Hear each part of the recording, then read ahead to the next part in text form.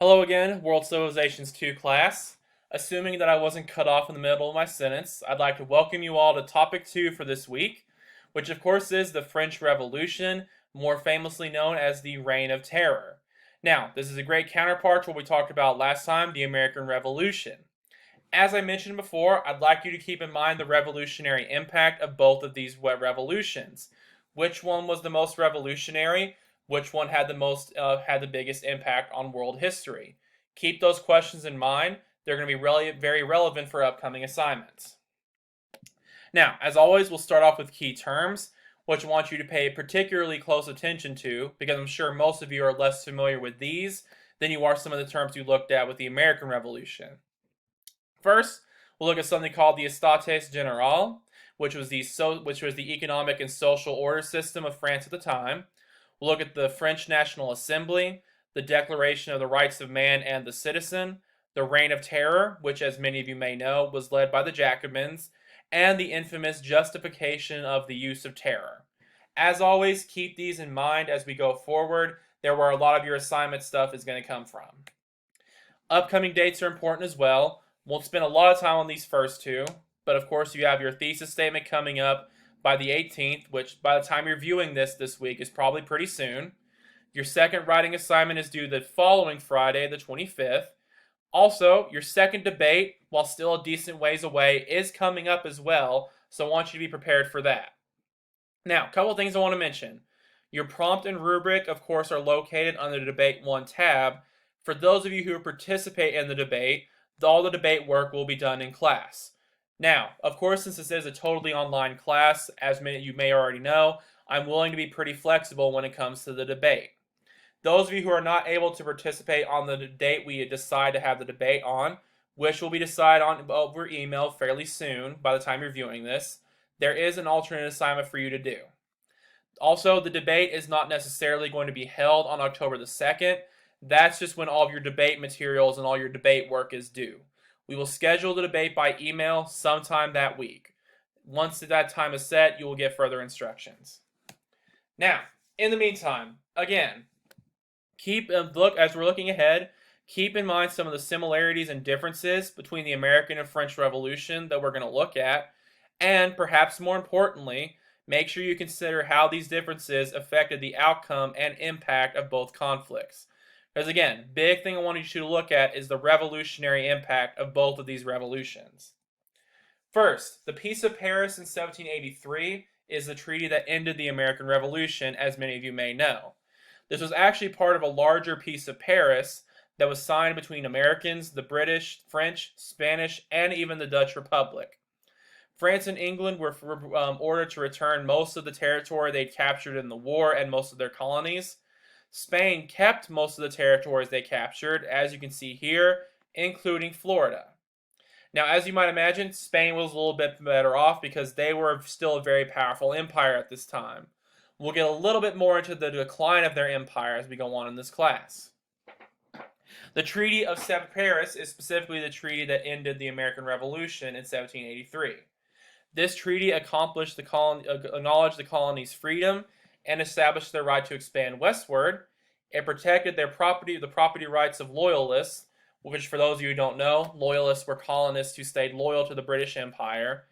And the American and British were both able to keep rights to access the Mississippi River.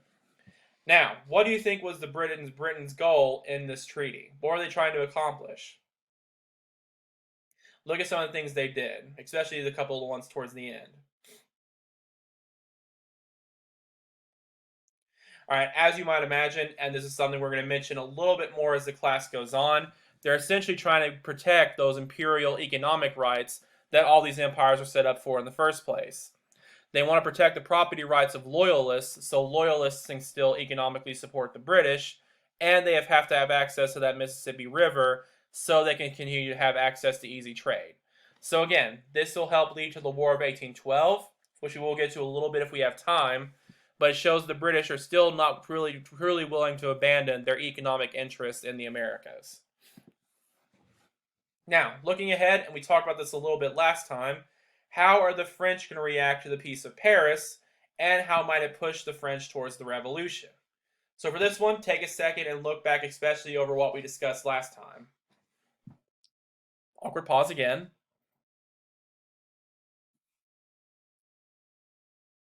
As I again stroke my beard like a James Bond villain. But yeah, as many of you might guess, this is just going to push the French economic crisis and their situation even worse. And of course, as you might imagine, as this poverty and the empire declines and it spreads, it's going to make things even worse for the people in France and lead to potential violence. Now, a couple of specific causes from the outcome of the Peace of Paris that helped lead to this revolution. First, there was a massive budget deficit. Compare this to the British after the war, the French and Indian War. I'm talking over myself a little bit today. But yeah, why would a massive budget deficit help lead to a revolution? All right. Again, pause for the class over. That's not actually here. Now, as you might imagine, it's very similar to what happened with the British. Just like the British, the French government often took out their budget deficits on the French population. So many people got upset with this treatment, encouraged them to revolt. One of the more specific reasons and the way this was accomplished was through the regressive tax system.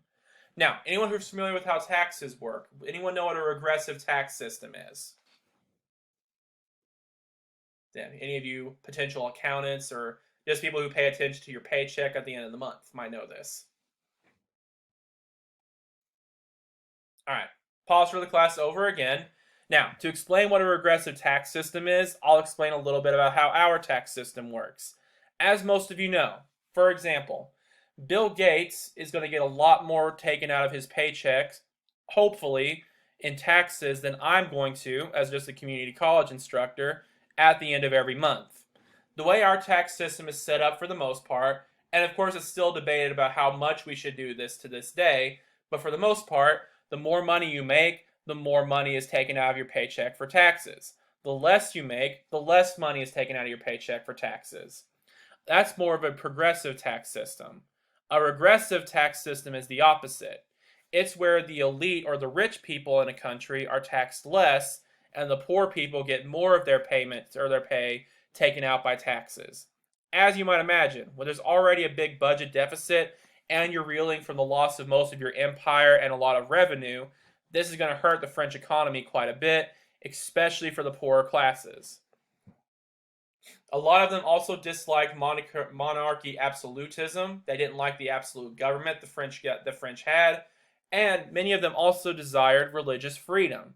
Now, where do you think some of those ideals came from? Pause for the class again.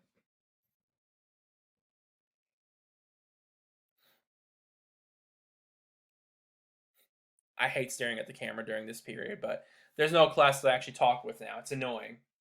But yeah, obviously this is again maybe shows the inspiration of the American Revolution. By this point, many people have been aware of the ideals the Americans were fighting for, and of course the freedom of religion is one of the first things mentioned in our Constitution. And also this is something that was very popular with philosophers at the time. John Locke, for example, who we didn't have a lot of time to talk about, but I already know from emails some of you are familiar with, which is great.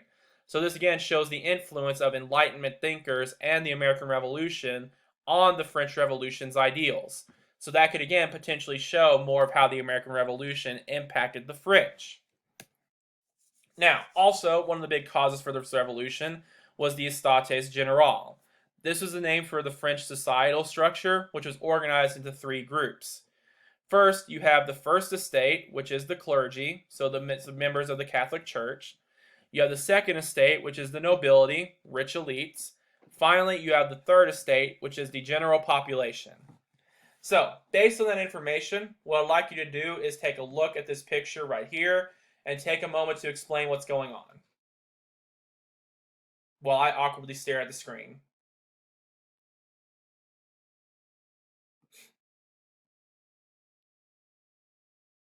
All right, as you can probably see, the Third Estate here, the general population, is carrying the two other estates on his back. He's of course very old, looks very impoverished.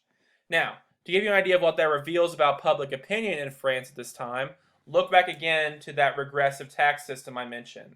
This shows how the unequal distribution of power and economic wealth in France at the time. Many French people were upset that essentially the general population, the one that was given the least amount of wealth and the least amount of property, is essentially giving the primary tax burden in the country and is having to uphold these other two classes. So obviously, this is not something many people are going to be willing to put up with. This unequal system led to the formation of the National Assembly and the infamous Tennis Court Oath. On June 10, 1789, representatives of the Third Estate came together to argue for a few important things. One, they wanted an abolishment of the noble veto. Why do you think this would be so important for them to have in their government? Again, awkward pause as I stroke my beard. Alright, but yes, for this one, you need to be familiar with what a veto is. As many of you probably know, our president has the right to veto laws passed by Congress under certain circumstances. In the French government at this time, the nobles could veto anything that the poorer classes or poorer representatives try to get passed in government. This obviously limits the political power of the Third Estate. They also wanted a universal land tax. At this time in France, many nobles were able to not have to pay a land tax at all. So again, this demonstrates how many of the Third Estate felt that they were being forced to support all the financial burdens of the country and carry the other two classes on their backs. After this, they took the infamous Tennis Court Oath, where they vowed not to disassemble until constitutional reform had been achieved in their country. So, for just a second, I want you to think about these couple of questions. One, how are the other two estates going to react to this? And what is going to happen after that reaction? Pause again. Yes, as you can probably imagine, they're not just going to give up all these rights to the Third Estate without a fight, which is going to lead to further escalation when the Third Estate continues to feel ignored. Because of this, the French Revolution is credited as starting on July 14th of that same year, when they stormed the Bastille.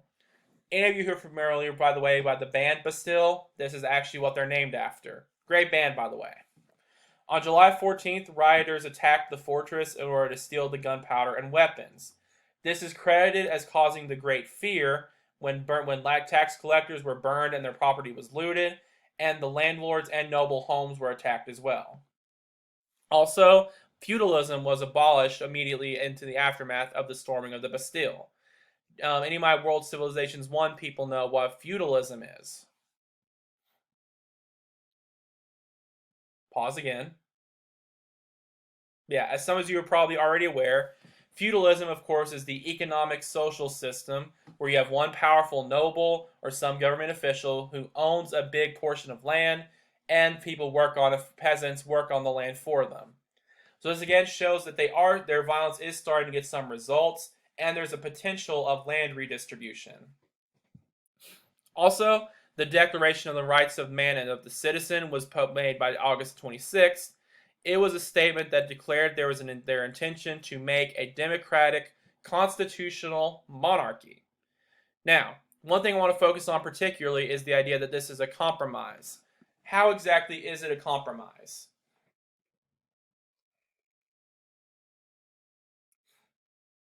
Alright, as you can probably imagine, it's in the name right here. You have a democratic constitution, but there's still a monarchy. So what's hopefully going to happen in many French eyes, is that there's going to be some democratic reform, but the monarchy doesn't have to give up all their power. This is a compromise intended to prevent further violence. However, what are some of the problems with this plan? Alright, as you might imagine, and as is very relevant in politics today, potentially, which again, don't worry, I'm not going to get into my personal opinion on today's politics, but many people in the French society and today, with certain issues going on now, felt that a compromise wasn't going quite far enough. Many people didn't want the monarchy to stay around because they felt that the monarchy would still abuse its power. So, for many more radical French, this compromise isn't going to be enough and is only going to encourage further violence. Now, much of these fears were justified when the first French Constitution was ratified on September the 3rd, 1791. In this Constitution, despite some concessions, the king was actually given complete veto power over anything else the other assemblies were to pass. So naturally, this limits the French ability to influence their government. Because of this, by August the 10th in 1792, the Jacobins had arrested King Louis XV, who was the king at the time, and completely abolished the monarchy. In January, King Louis was executed by guillotine, and by October of the same year, his wife Antoinette was also executed. These are credited as being the executions that started the infamous Reign of Terror, which, as you probably know, is when many people all across France were killed by guillotine during the violence that followed these uprisings. Now, one thing I want you to do before we move on, if you haven't done so already, please go ahead and pause this while I try to find a place to put my face, and make sure you go over these questions. I don't expect you to necessarily write down the answers to all of these, but they're things you need to consider as we go forward in future assignments. Also, for your creative response assignment this week, I'll be asking you to compare this justification of the use of terror with some of the revolutionary documents we looked at the end of the class last time. Essentially, big picture, what I want you to do with these is to compare, again, the revolutionary impact and goals of these two revolutions. You compare these to decide for yourself which one you think was actually the most revolutionary. So again, keep in mind, some of these, a few of these questions, we'll discuss them as we go forward. In the meantime, just to give you an idea of how violent the Reign of Terror was, as I once again try to find my face, I almost put it on the guillotine. That would have been kind of hilarious. But in the meantime, in June 1793, the Jacobins, who were a group associated with Maximilien Robespierre, as you probably could have guessed, seized control of the National Convention. They actually established a new calendar and eradicated Christianity. Again, this is their desire for religious freedom and to limit the power of the First Estate. Now, just a little bit of an interesting, depressing fun fact. Why do you think they would want to establish a new calendar? Or I'll think, what's one of the main things we use calendars to find out the dates of? Pause for the viewers back home. Well, yes, as you could probably guess, calendars are, of course, used to help us to figure out what days holidays are going to be on. Many holidays, of course, at this time were associated, even more so than they are now, around Christianity. So this is, again, part of the Jacobins' attempt to deassociate France with being a solely Christian nation. The Reign of Terror itself is credited with having taken place from June of 1793 to July of 1794. Most of the killings, of course, were ordered by Maximilien Robespierre and the Jacobins. Over 17,000 were officially tried and executed. Now, any guesses as to who primarily was executed? All right, I'll give you a very short pause on that one because that one's probably pretty obvious. Just go back again to this Estates Generales. Primarily members of the First and the Second Estate were being executed because they were seen as being the ones who were taking advantage of the general French population. An unknown number, of course, also died in prison without receiving any trial. And, interestingly enough, the Reign of Terror is credited as having ended on July the 28th, when Robespierre himself was actually executed. Why do you think that is significant? What's so surprising about that, maybe? All right, again, I'll give a pretty short pause for that one, because that one's also probably pretty self-explanatory. I personally do feel many people were shocked that the leader of the Reign of Terror was now being executed himself. How do you think people are going to respond to this?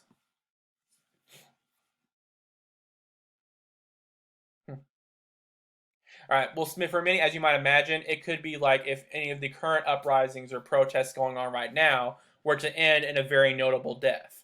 Obviously, hopefully that will not happen, but if it did, it could be a reaction very similar to this. Many people realized that the violence was getting out of control at this point, since the leader of this revolution had now been killed himself. So again, it was sort of a wake-up call for people. Now, one thing I want to focus on just really briefly is America's level of involvement in the war. Do any of you already have any idea, maybe those of you who have seen Hamilton, for example, know how America actually responded to the French Revolution? Pause for the viewers at home again.